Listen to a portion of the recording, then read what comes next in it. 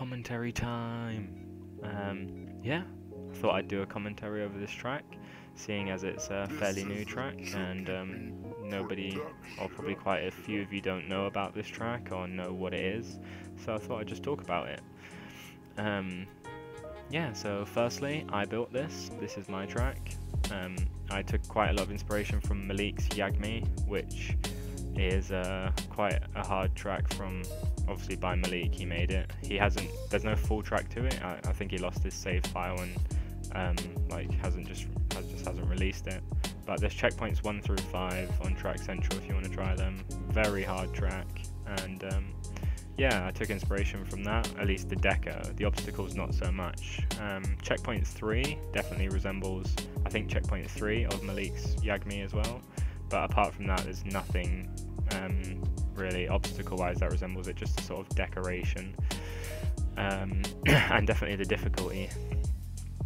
I also wanted to say how much I dislike this track, which is quite funny seeing as I built it. Yeah, so I built it and I'm not a huge fan.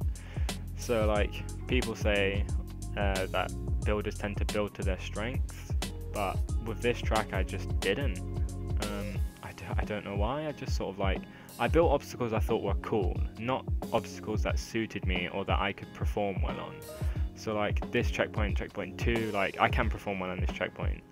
I really do enjoy this and this button thing. Oh yeah, shout out to Swell, by the way, if you don't know who Swell is. He helped me with the logic for that timer thing. So yeah, thank you so much, Swell. He's an awesome builder, and yeah, definitely check out his tracks, or I think he has a YouTube channel, I don't know. But yeah, definitely check out his tracks on Track Central. PlayStation 4 build as well. Really helped me out with that. But yeah, like I was saying, I don't know, like I wasn't too comfortable in this track. There's a lot of things that I'm not great at. There's that ending to checkpoint 2, for example, I failed that quite a few times. I'm not really too good with like hops off tiny things. And there's a box climb on checkpoint 5. I'm terrible at box climbs, absolutely terrible. And there's a break bounce in this checkpoint 4, and break bounces aren't my strong suit, and that's why I'm not really good at boxes as well, because a box is basically just a break bounce into a climb. Yeah. So yeah, I built this track for like the top riders, not for myself. It's quite a well-rounded track, I reckon. It's quite throttle heavy, but at the same time it's very technical. You know, a lot of sort of hard kind of stationaries, and you know, hard, I don't know, just like hard jumps, and just like all around very technical. You know, it's not a forgiving track, that's for sure. If you fail something, it's just, you could spend so long.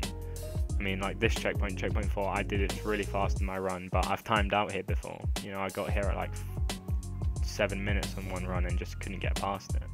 And in this checkpoint, which I was saying has the box climb, checkpoint 5, I've timed out here twice. Which I guess I'll talk about time spent on this. So I uploaded it a few days ago, and there's an extra checkpoint version as well. I haven't released individuals, and I probably won't unless someone specifically asks for them. But yeah, I passed the extra checkpoint version first try. I'd definitely say that's a 6. And then the full track, I've had 4 timeouts. One on the last checkpoint, 1 on checkpoint 4, like I said, and then 2 on checkpoint 5, which is the one that I'm just about to pass. I definitely think this track is a 7. I don't know, man. It's just, God, like I struggled so much. You know, like it's so hard to get comfortable in this. There's so many hard parts and so many failable parts. It's unbelievable. So yeah, I'd say it's a 7. I do think it's harder than Sabotage, and I do think it's probably harder than 2025. And both of those are like on the border between 6 and 7. So I'd probably call this a 7 for sure. And if you disagree, go ahead and try the track and let me know what you think. Yeah, which kind of brings me on to something else I kind of wanted to talk about. Oh, well, I just quickly say, this last part, this is checkpoint 6, the last checkpoint, and that's squishy, and once you do it, you finish the track. But you might think this looks a lot like Luscious, which it does.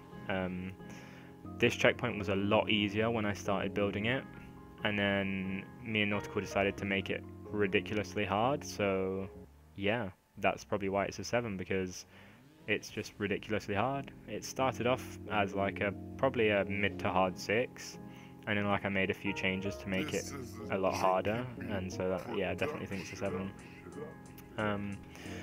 But yeah, the whole ninja level thing, I do strongly believe that your opinion is completely invalid if you haven't played the track much, or if you can't pass or haven't passed it really. You know, you cannot judge difficulty just by looking at a track. I think it's very underestimated.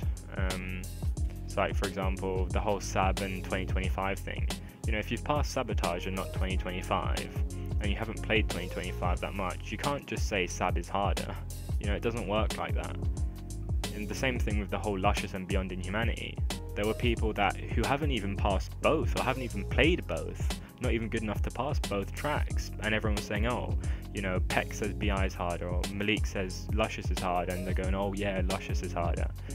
You can't just go off like one person's opinion, you have to form your own by playing the tracks, and there are a small handful of players that can actually have opinions on level 7s and like hard 6s. So yeah, I don't know, it's a tough subject, but I'll probably touch on it more in another commentary. But this video is going to end, so for now, goodbye.